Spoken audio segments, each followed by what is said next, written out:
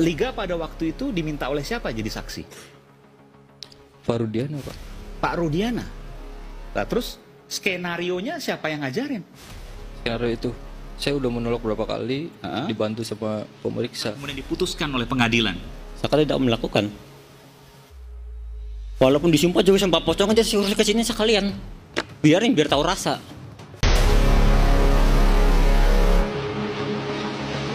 Tak lagi bisa mengelak, semua saksi kini telah bersuara jujur. Katakan jika kesaksiannya itu diarahkan oleh Ibtu Rudiana. Mantan terpidana kasus Vina Cirebon, Saka Tatal sudah warawiri di berbagai media untuk membantah keterlibatannya dalam tragedi yang terjadi pada 2016 silam. Saka Tatal tak kuasa menahan emosi. Ia menceritakan lagi detik-detik dirinya tiba-tiba ditangkap. Saking geramnya, Saka Tatal terang-terangan menantang penyidik Polda Jawa Barat yang menangani kasus Vina Cirebon untuk datang dan beradu sumpah pocong. Saka sudah kehabisan cara untuk membuktikan bahwa dirinya memang tidak terlibat dalam pembunuhan Vina dan kekasihnya Eki. Ia pun membongkar penyiksaan polisi yang diterimanya. Saka Tatal mengaku dirinya mendapat penyiksaan yang luar biasa dari polisi. Saka Tatal tidak akan mundur, ia siap memperjuangkan kebebasan orang-orang yang ikut ditangkap dan diyakini tidak terlibat pembunuhan Vina dan Eki. Saka sejak dulu sampai sekarang pendapatnya satu, menyampaikan kebenaran. Iya benar. Tidak ada satupun yang Saka sampaikan itu bohong. Enggak. Saka tidak melakukan apa yang kemudian dituduhkan sampai kemudian diputuskan oleh pengadilan. Saya tidak melakukan.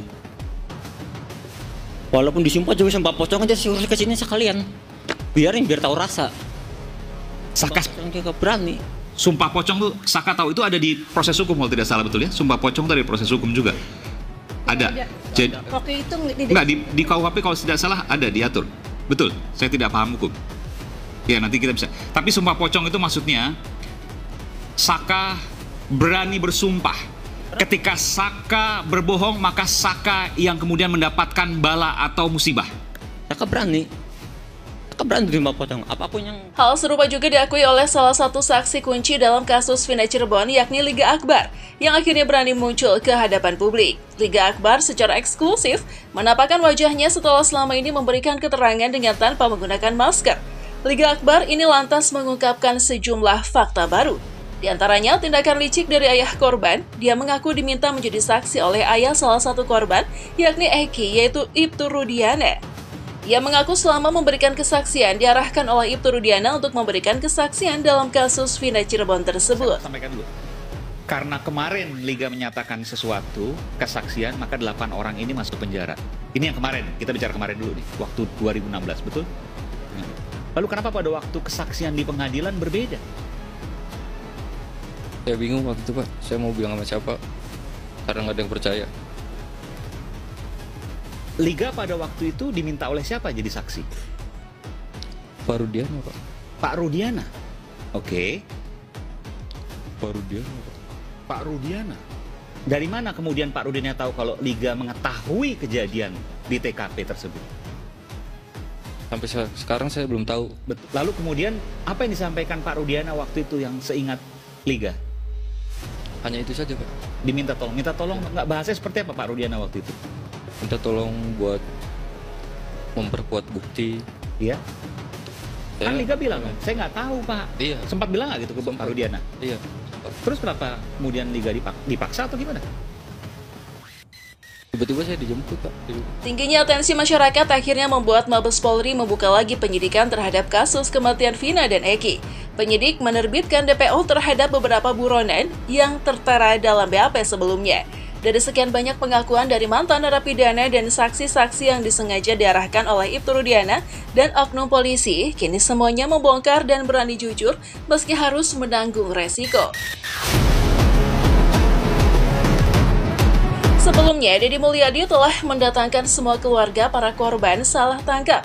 Ia pun juga menghadirkan sejumlah saksi-saksi yang dulunya terdapat arahan dari Ibtu Rudiana dan Pak RT saat malam kejadian. Tindakan Ibtu Rudiana inilah yang sesungguhnya otak di balik kasus yang menewaskan Vina Cirebon. Selain ia telah mengorbankan saudari Vina dan Eki anaknya.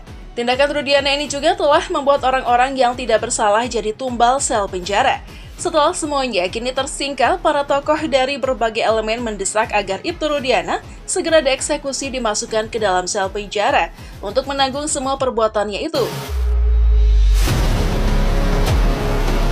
Setelah diperiksa oleh Propam Mabes Polri beberapa waktu lalu, Ibtu Rudiana langsung diseret ke kantor Mabes Polri.